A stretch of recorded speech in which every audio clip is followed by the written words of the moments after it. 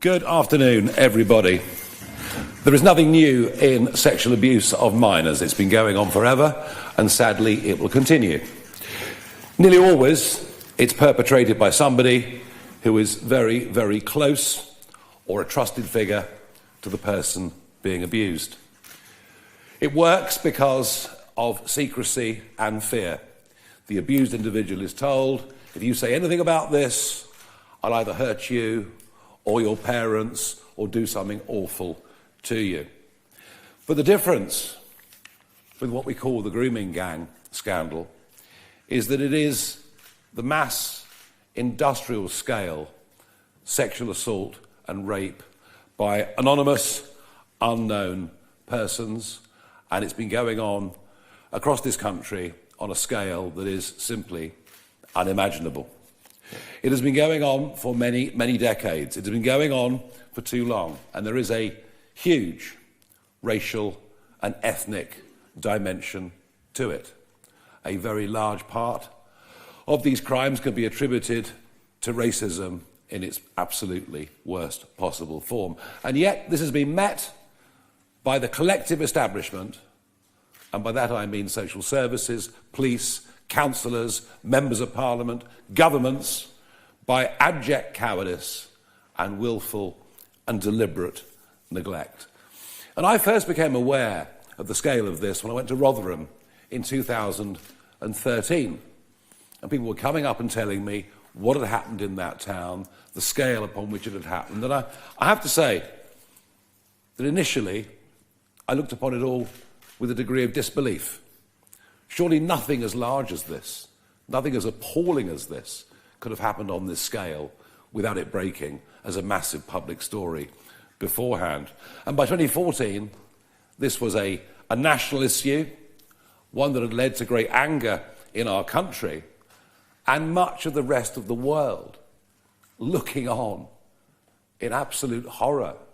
They simply couldn't fathom that something like this had happened in the United Kingdom. And yet ever since then, there have been a few inquiries, but very little has happened. This is a stain on our country in every way. It's one of the worst things I think that has ever happened.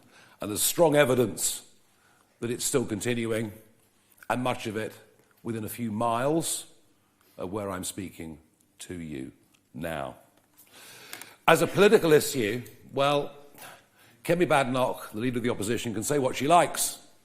But as Women's Minister, for a period of 2 years, not one single time did she raise this issue in the House of Commons. And as far as Labour are concerned, well, it's clear, it's very, very clear. They have absolutely no desire for any serious inquiry to go ahead. I spoke this morning to the former police officer Maggie Oliver, who's just about the only person who comes out well, frankly, from the last 20 years of all of this. And she made it pretty clear that Jess Phillips was in no way interested in meeting her at all. The inquiry is flawed. The inquiry will not work. And we want today to offer perhaps a better solution. But before I do that, I want to introduce you to one of the 5 people who was withdrawn from the inquiry. Ellie Reynolds has come down today from the north of London to stand up here and speak to a packed press conference.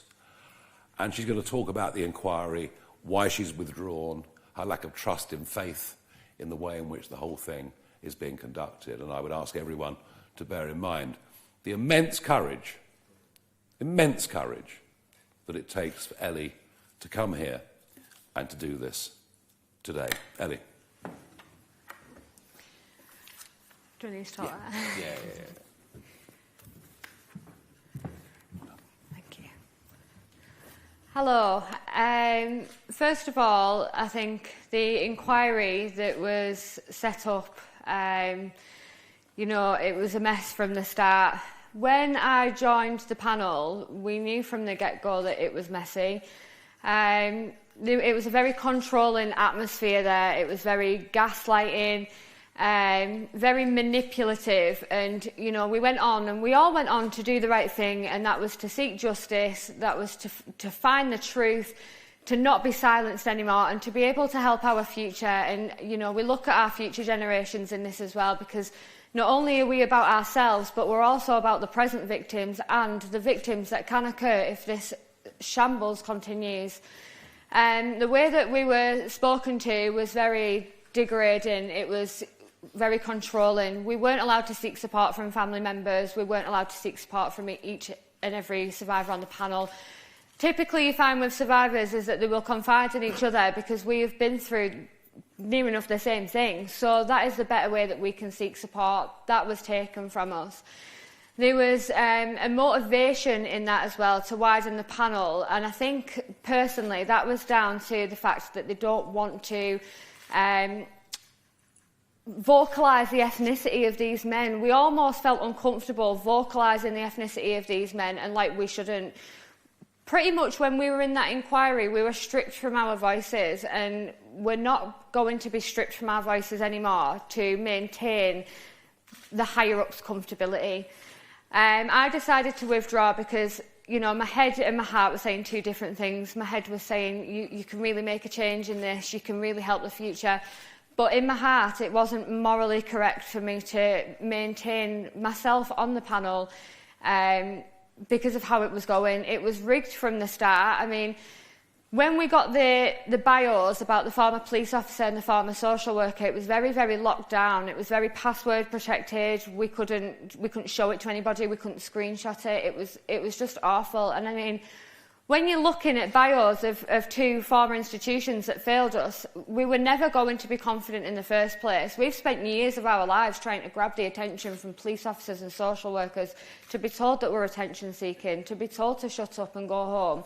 It's been nothing but awful. So when you put these two candidates in front of us, none of the survivors were going to ever sit there and be happy with it. Personally, I asked and I said I'm not keen. However, we were also told to propose two questions to each suspected chair. They've left now, but we had to pose these questions 24 hours prior to meeting them, which, again, I wasn't happy with. I asked why they needed 24 hours. Why couldn't they come back with an answer instantly when they were asked it? We were told what to ask, when to ask it. It was all in all very controlled. And then to top it off, we also had then Jess Phillips calling us a liar in the House of Commons. And the way that she conducted herself alone was absolutely appalling. But to be called a liar by somebody so high up, we're used to it now. We've been called that all our lives. It's just awful that somebody had to do that and degrade us even more when she is a safeguarding minister. She should be safeguarding our children, protecting them. And I do not think that she's capable, which is also why I've called for her to stand down.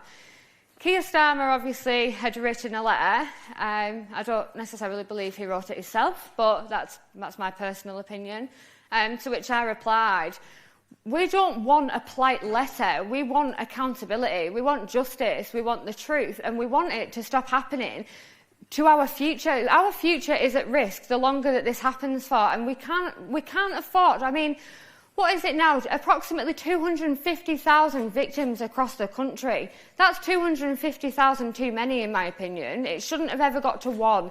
The scandal is now national. It's a problem and it needs to be fixed. So I withdrew myself because I know that I can make a change, just not through that panel. I will speak and I will raise awareness and I will say what's corrupt. And that inquiry, that was corrupt. Very good. Wow. Thank you. That was pretty clear. Grab a seat and then we'll do questions. Thank you. Well, that was pretty straightforward and very clear. Well done, Ellie. This inquiry is dead in the water. Nearly 5 months have gone by, and what has happened? Nothing. They can't even agree who the chair is going to be. Starmer tells us that the Baroness Casey report forbids it from being a judge. If you read the report carefully, you'll realise that simply isn't true, which, of course, is in common with very many of the things that he says. 5 of the grooming gang victims, those that feel insulted, like Ellie, have withdrawn from the inquiry, but you'll be told, there are 5 who insist that Jess Phillips stays in place and that the inquiry continues. But here's the truth about the other 5. Just as I said at the start of this press conference, there are 2 very distinctly different groups of young people who were sexually abused and raped by adults. And what has happened with this inquiry is the government have quite deliberately, from the very start, widened the scope out from those who were victims of Pakistani grooming gangs and brought in other women. And by the way, I'm not demeaning or diminishing in any way the treatment that Samantha Walker and the other 4 have been through. I'm just pointing out they were victims, survivors now, of a very different kind of sexual abuse. And what the country demands, and indeed, what people like Ellie demand, is a laser focus on this very, very unique, and perhaps for many people, difficult to understand phenomenon that has now been going on in our country for decades. My own view is the government would like to simply kick the can down the road, to hold a public inquiry that goes on for such a long time that it concludes little or nothing before the next general election. You don't believe me? Well, have a look at the COVID inquiry, which goes on month after month, year after year, and which today, by the way, has just gone through £192 million in cost, making it even more expensive than the never-ending bloody Sunday inquiry. That is what we are into. And I want to propose today, a better, quicker, more open and more transparent solution. The people of this country place their faith in elected politicians and in Parliament at every general election. Although I think it would be fair to say that that level of trust and faith is probably at the moment at an all-time low. So what I want to do is to offer Parliament a chance to re-establish itself in the minds of people as a good, fair and just institution. It's time for Parliament to step up and to do its job. Do you remember back in 2009 when Sir Fred Goodwin was ordered to appear before the Banking Commission, a new committee that had been set up between the House of Commons and the House of Lords, and Goodwin had to go to appear. And I just don't think we realise just how much power Parliament actually has if it chooses to use it. Select committees have the power to summon anybody. They could summon a former social worker. They could summon a former police officer. They could summon a former councillor. They could summon a former member of Parliament. And I find it hard to believe that MPs in all of these constituencies would not have had letters or emails or pointers as to what was going on. Because unlike the previous examples of sexual abuse that I've talked about, none of this was being hidden. There were groups of up to 12+ men waiting around in takeaway, kebab shops, taxi shops. Everyone in these communities knew that something was happening and that something was very, very wrong. So Parliament has that ability. It also has the ability to sanction those if anybody refuses to appear. It also has the power to require that people swear an oath. And the important thing about swearing an oath is that if what you say in that forum is deliberately misleading or untrue, well then, of course, you could face prosecution for perjury. These are the extraordinary powers that Parliament has if it chooses to use it. And I am saying here is the most enormous opportunity for Parliament, and indeed for this government, to restore some public trust in the institution and those that currently inhabit it on an issue that has been gnawing away at our public consciences for well over a decade. And I repeat the point, to which the rest of the world looks on in shock and in horror. I will be, with my colleagues, meeting the Speaker this evening. I will put these points to him. I know that he himself is very keen to re-establish Parliament at the centre of our national debate in this country. And I will tomorrow write to Dame Karen Bradley, the chair of the Home Affairs Committee, suggesting that very quickly a subcommittee is set up. And yes, let's broaden it to a commission, and let's get those from the House of Lords who understand this subject involved as well. The advantages of this, well, the first one is it can be done incredibly quickly. The second of this is it'll take place in what we still know as the mother of parliaments, and perhaps re-establish some trust in the institution. And it will happen in the full glare of media. And it won't take years to conclude. It will take many weeks. It might take a couple of months, but so be it.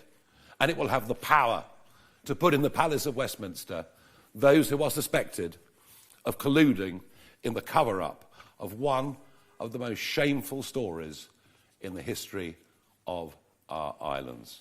And I'll be putting all of that to the Speaker tomorrow, and I hope and expect to get other figures in public life to come out and support this idea.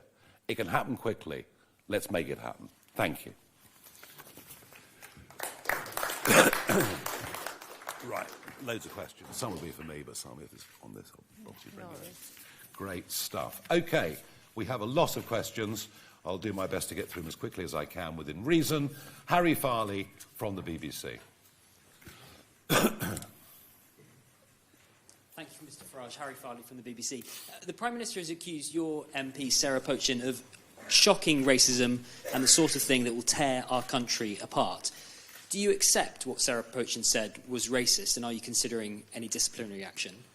And on what you've announced today, you were one of the ones leading the call for a national inquiry. Is this not rowing back on what you previously called for? I'd love a national inquiry if it was laser-focused on the grooming gangs issue. But being that, to begin with, the government didn't want to do it, then was forced to U-turn and accepted it, now that 5 months have gone by, I actually think the public are running out of patience, and certainly the survivors are running out of patience, that anything will actually ever happen that is of any value at all.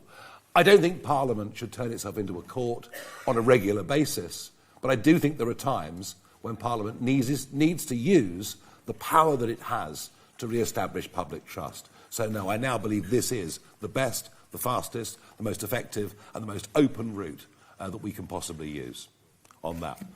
The words that Sarah Pochin used in response to a caller into Talk Radio on Saturday morning were without ugly and taken on their own, could be read to be very, very unpleasant indeed.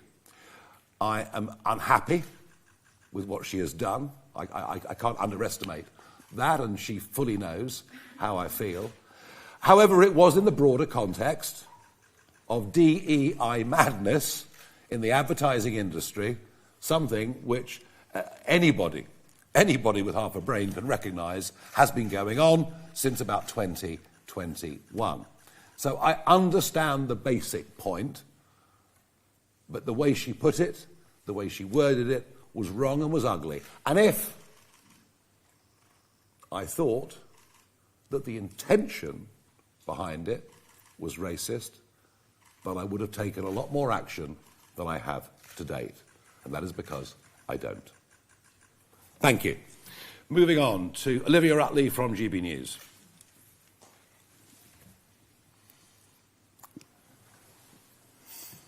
Olivia Utley, GB News. Some of the survivors and whistleblowers have talked about the danger of this inquiry marking its own homework, so police officers and social workers being involved. MPs were involved in the cover-up of this scandal as well. Couldn't you argue that a select committee investigation would be MPs just marking their own homework? Very few of the MPs that are still in the Commons today are the same MPs that were there at the time that these abuses were happening, is the answer I would give to that. The basic point, I mean, I think your argument, Ellie, make your own, you're more than capable, but I think your basic argument was that you didn't want social workers or police chairing this inquiry. Yeah, absolutely. Social workers and police officers are the very institutions that have failed us for decades and decades.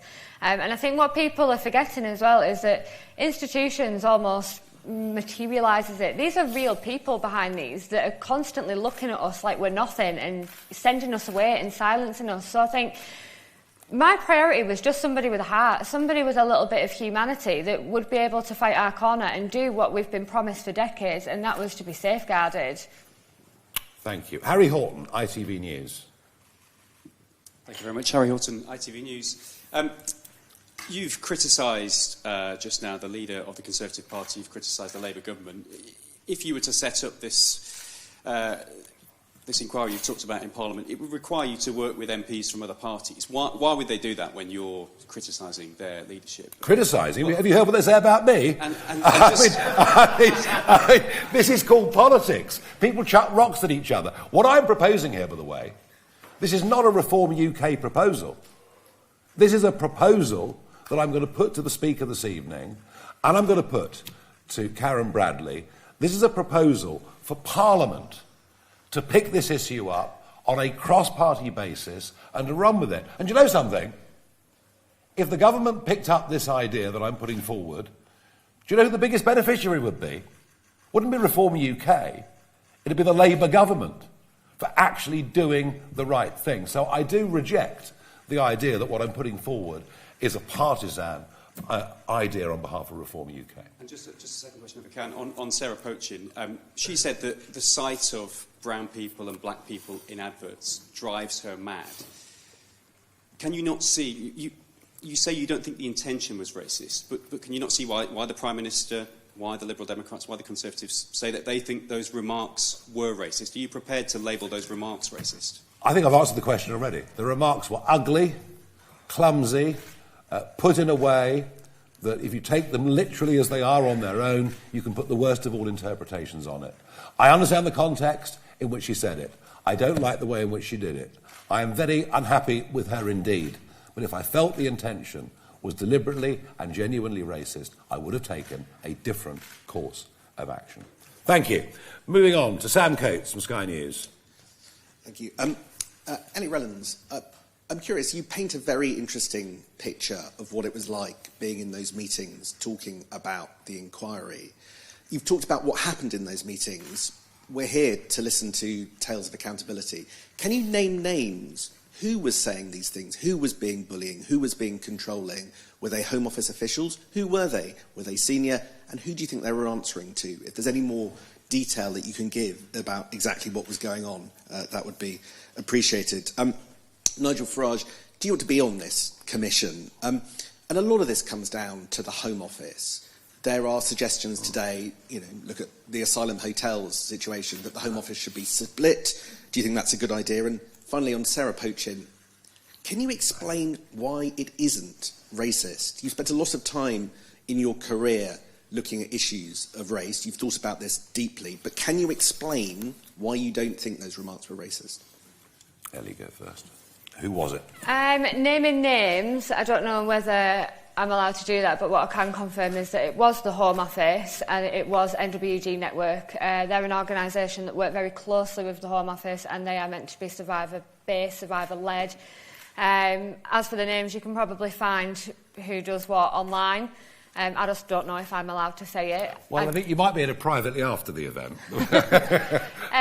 But I do believe that they were answering higher up, especially by the way that they were coming across. They were, you have to look at us survivors. Many of us are unable to work with mental health conditions that are lifelong after suffering the abuse, and they were paying every survivor on the panel at £50 an hour. There you are. That hasn't come out so far, which is very interesting, is it not? It has now.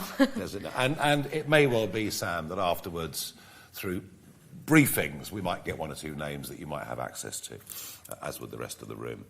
The hotel. Who was the first person to expose the hotels? Me in 2020. going up to a hotel just west of Birmingham to say when they cross the Channel, this is what happens to them. Yes, of course, there are certain companies that have made massive profits. You really have to look at the share price of one or two of them. And like you, even I'm being cautious today because I'd rather not be sued, to see what an absolute racket the whole thing has been. So the Labour government can sort of blame the Tories, and the Tories can sort of blame the Home Office, and maybe Labour in time can blame the whole Home Office. Who's in charge of the Home Office? The British government. So why don't the British government get a grip? We were told over 20 years ago, in Blair's first term, that the Home Office was not fit for purpose. Well, it's about time somebody in government had the guts to deal with it. I think the most interesting thing about the hotel story that hasn't really been reported, unless I've missed it, is there are tenders now out until 2036 at least, which shows you this government has absolutely no intention of putting a stop to illegal immigration at all. And on Sarah Pochin, I think I've given quite a few answers on that subject already. Paul McNamara, Channel 4 News. Afternoon, Mr Farage. Just the one question. Just the one? Sky R7. Hadn't noticed. Since Friday, we've heard from a number of people across the prison service, across politics, saying that, look, it's a crumbling system at the moment. Too many prisoners, not enough spaces for them, not enough prison officers. This morning, the Chief Inspector of the prisons, Charlie Taylor, said that they're relying on a large number of West African prison staff. Their fate is not certain, given changes to visa regulations with the Home Office. Under a reform government, would you carve out some sort of way forward for prison staff to be recruited from abroad? Would you raise the salaries of prison officers to make it a more attractive prospect? If so, where's the money come from? Or would you simply say to the prison service, them's the breaks, deal with it? I think you might have missed the point on this, that we don't object to people from the rest of the world coming to Britain if they pay their taxes, work, and become part of our, community. And what we were arguing, the other week was that over 1 million, maybe nearly 2 million people will be eligible to claim indefinite leave to remain over the course of the last 4 years. They are the consequence of the Boris wave. And once they get indefinite leave to remain, every one of them can fully access the benefit system in this country and bring dependents into the country. And that this is financially, potentially, a ticking time bomb that some think tanks say could cost us over £200 billion in the decades to come. So let's be clear on that point. On the prison service, look, we recruited over the course of a summer Vanessa Frake, thought to be the toughest prison governor in the country. She is working alongside Colin Sutton as part of our Justice and Home Affairs brief, getting us ready for policy for the next general election. All that I do know within the prison service, yes, of course, all institutions want more money, and they almost certainly have been underfunded, but one of the big problems within is morale, because many of the senior prison officers have been leaving the prison service to get work that pays as much, if not more, in private security, and being replaced by a lot of people who are deeply inexperienced. And I think what this Kabatu release showed the other day, or made us all realise, is this is happening all too often. So I'm not going to give you any full answers right now, but I'm going to say that as a party, we're very much on the case. And what we're doing with Vanessa in this area is what we intend to do in all areas. Let's get people with decades of experience, across whatever brief it may be, to come and help us put together the right policies. And who knows, if we won an election, people like that would find themselves as ministers. Think of that. Ministers in charge of briefs that they actually knew something about. Be quite remarkable, wouldn't it? OK, moving on to Katie Harris from The Express. Katie Harris from the Daily Express. Do you think Sadiq Khan has failed grooming gang victims in London, and should he resign? Has he failed grooming gang Yes, he's been denying that there's grooming going on in London. The police, the Met, have been denying grooming is going on in London. I can tell you today, somebody's in this room has spoken to social services in London who've openly said there are grooming gangs in London.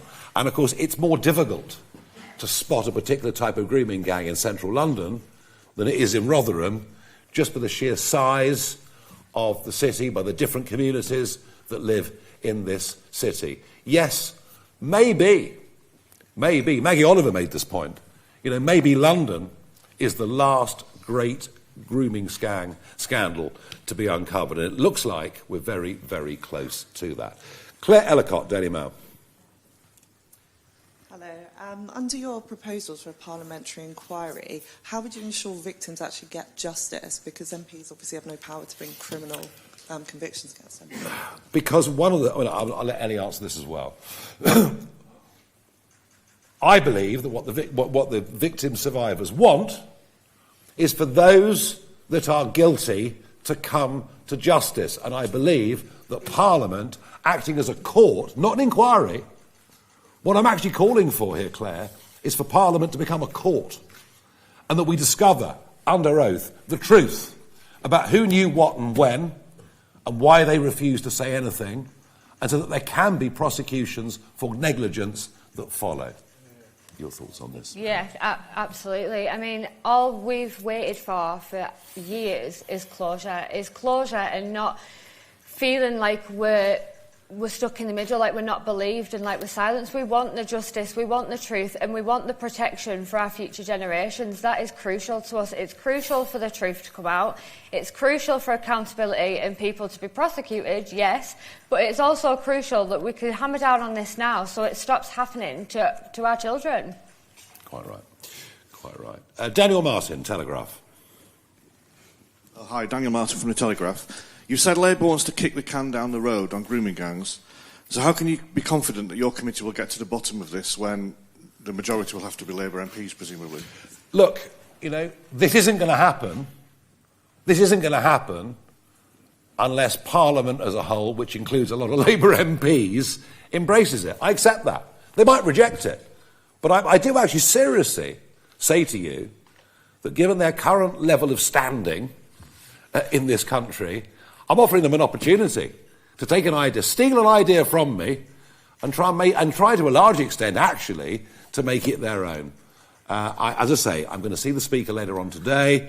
We'll do whatever we can this week to raise this issue in the Chamber, and if they reject it, they reject it. But it is a much cleaner, much quicker, much better solution that actually could lead to righting some of the wrongs that Ellie, and by the way, did you hear when she said that up to 250,000 people in Britain may well have been victims of grooming gangs? It is mass, industrial, racially motivated sexual assault and rape on a scale that I think even now we're still struggling to even believe. Thank you. Lucy Dunn from The Spectator. Lucy Dunn from The Spectator. Nigel, you've always maintained that Nathan Gill was a rotten apple, but The Observer reported at the weekend that 2 other Brexit Party MEPs spouted the same pro-Russia lines in the European Parliament. What action, if any, are you taking to investigate connections to Russia?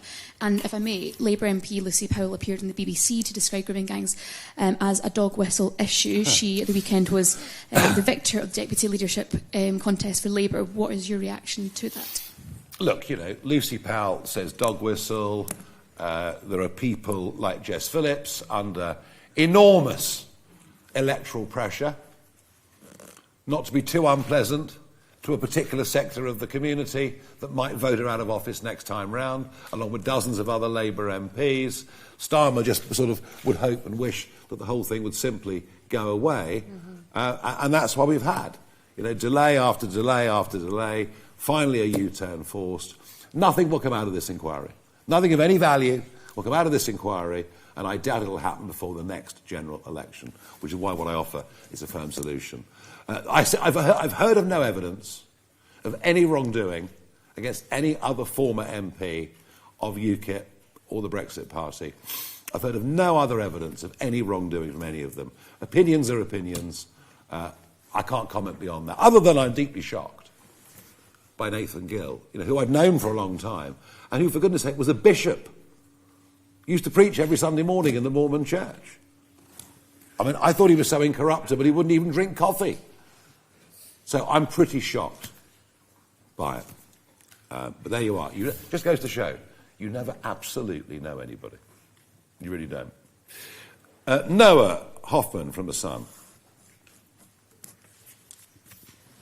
Thank you, Nigel. I was wondering if I could get your reaction, please, to the march in Tower Hamlets, where there were hordes of masked men. Downing Street refuses to say, when asked, that British Jews are currently being threatened by a rise in Islamist extremists. Like, they literally will not acknowledge that. What would you do to tackle this issue under a Reform government? Well, you raised that point. And if you really want to talk about racism over the weekend, then, whilst I've already said I thought Sarah's comments were ugly and out of place, they're not intentioned to be deeply unpleasant, there was proper racism happening in Tower Hamlets over the weekend. But no one's asked a question about that until you. None of the broadcasters are even interested in that. And I doubt they'll show the pictures. Yeah, outright intimidation to the point of sort of basically urging the mass wipeout of huge numbers of Jewish people.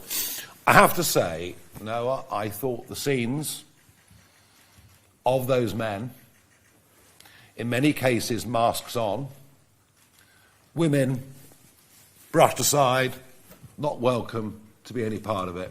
I actually think it's one of the most terrifying things I've ever seen in my whole life. And what a telling moment. The leftist stand up to racism were there with their banners. And one says to one of these mass marchers, "We're on the same side." To which the response comes, "No, we're not."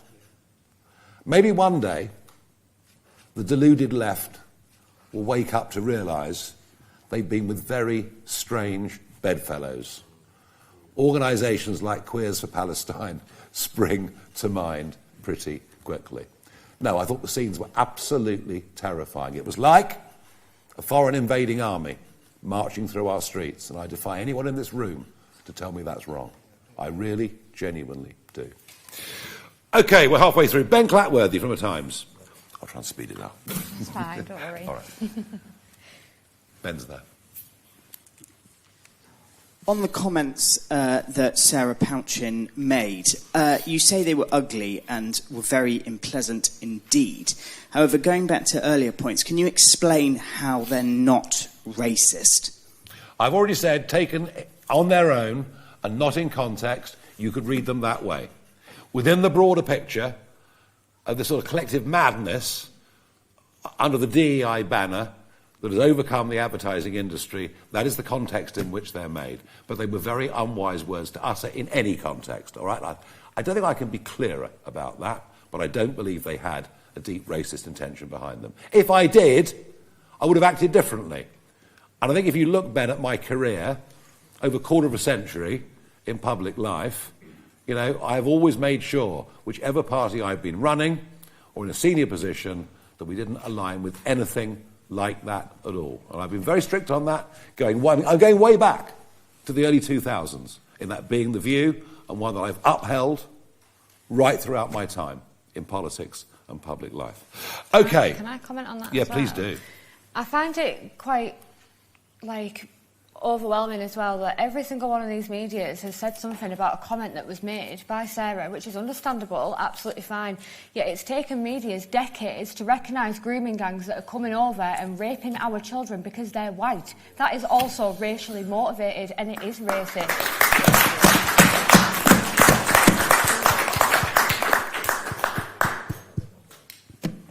100%.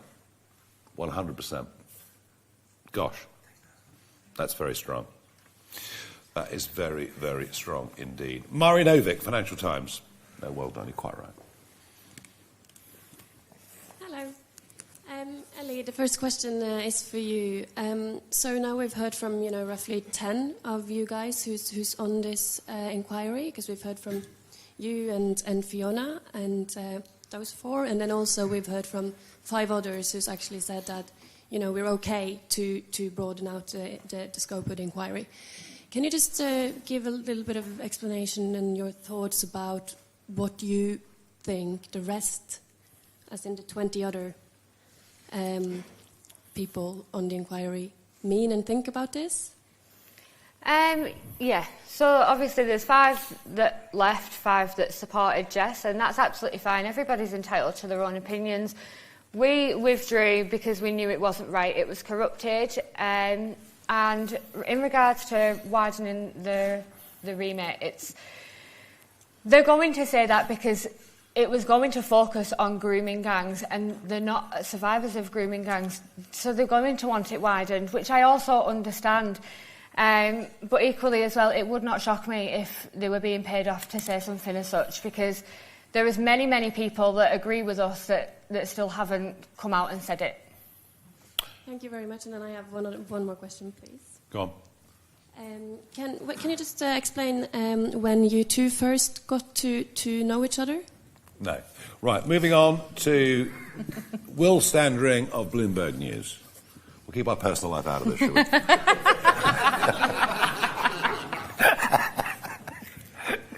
Sorry, it's got to have some fun doing it. Hi there. Last week, in an interview with Bloomberg's Michelle Hussain, said that reform-led councils have cut $500 million. Yep. This isn't a figure we recognise in our analysis, so I was wondering if you could clear this up. Does this include spending that was in previous administration budgets? There will be a major reveal on all of this and much more coming, I think, on November the 10th.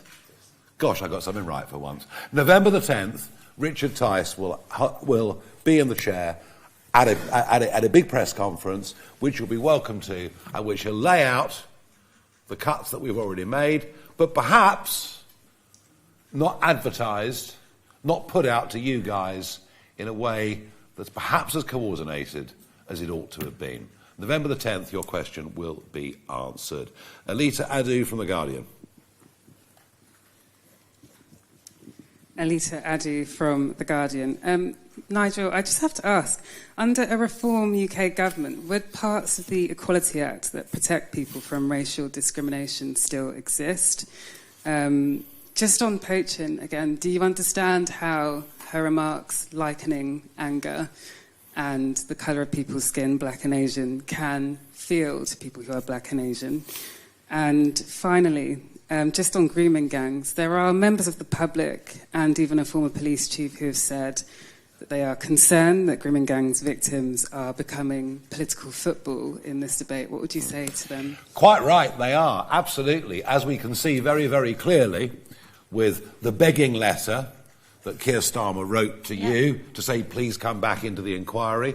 As we can see with the 5 who've now politically said that actually Jess Phillips must stay in place when they themselves are not victims of grooming gangs at all. This is intensely political. And I'm offering Parliament a way of actually de-party politicising it. Yes, I accept there would be more Labour MPs on there, but you've got the House of Lords too, that with a commission could provide balance across the political spectrum. So I'm trying in many, many ways to depoliticise it. I do understand that all sorts of comments can cause harm. Absolutely. But I would ask you, when you report about the racist row from the weekend, to make sure you put Tower Hamlets in your article too. What Sarah said was ugly, misplaced, wrong, and taken in the wrong context could be seen to be awful. It wasn't. It was part of a bigger conversation about the advertising industry. What happened in Tower Hamlets at the weekend was outright racist, violent and dangerous. And as for the Equalities Act, well, I'm not sure that it protected any of these girls, did it? Exactly. I'm not sure it protected anybody. OK. Right, just a few more to do. Natasha Clark, LBC. Thank you, Mr Farage. You say of Sarah Poachin's comments they were not intended to be racist. Do you think that you have to be intentionally racist to make a racist comment. And to Ellie, you say how you were gaslit and manipulated. Is there anything that you think the government or the Home Office could say that would make you come back on the panel? You say that you felt this was rigged. Would you mind spelling out how? Do you think there was a predetermined inquiry or outcome they were trying to steer towards? Thank you. Absolutely, it was rigged. The questions, we were being told what to ask and when to ask them. They already had the terms of reference drafted. We were on that panel to help shape the terms of reference. They were already done.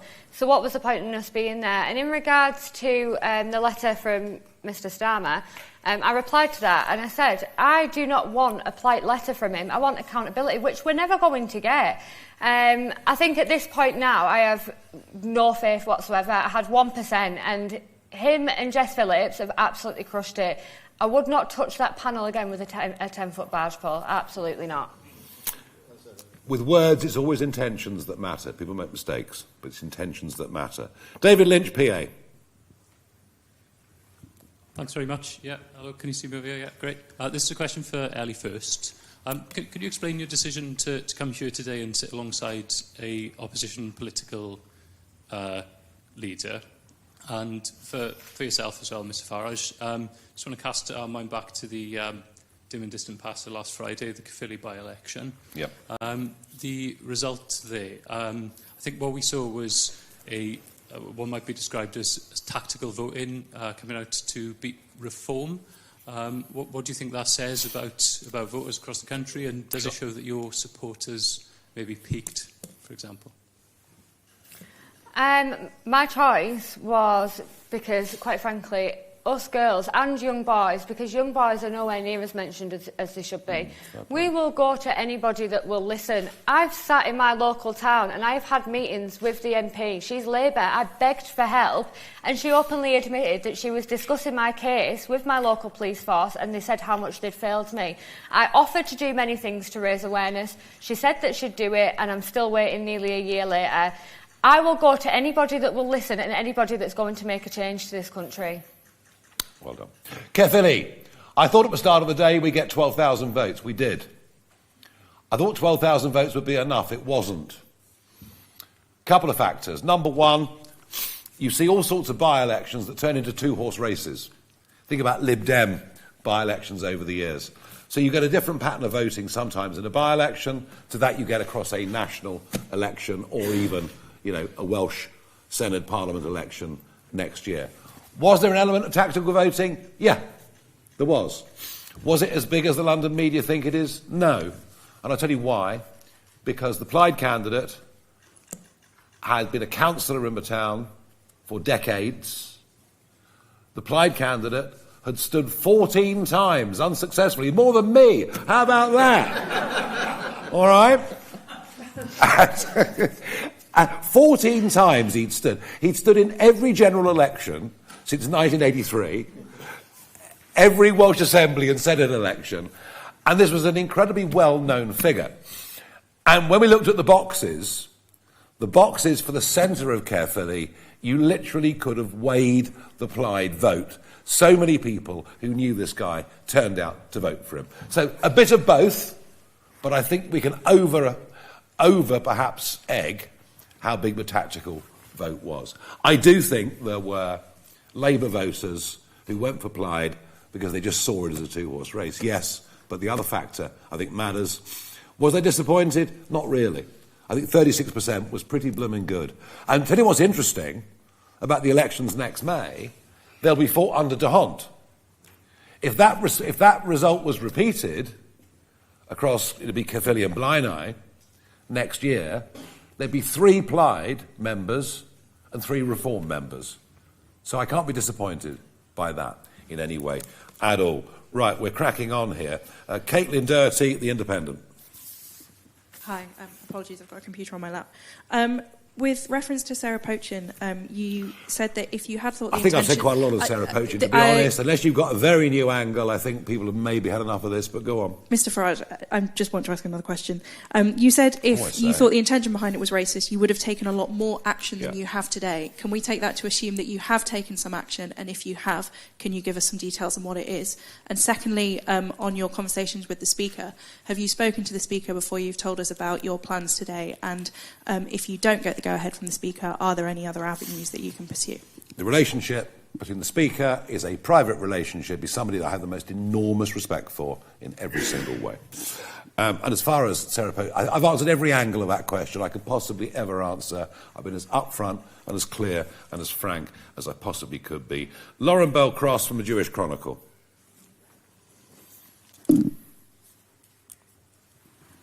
Where is Lauren? Not present? Okay. I've got Antonello Guerrera from La Repubblica on my list.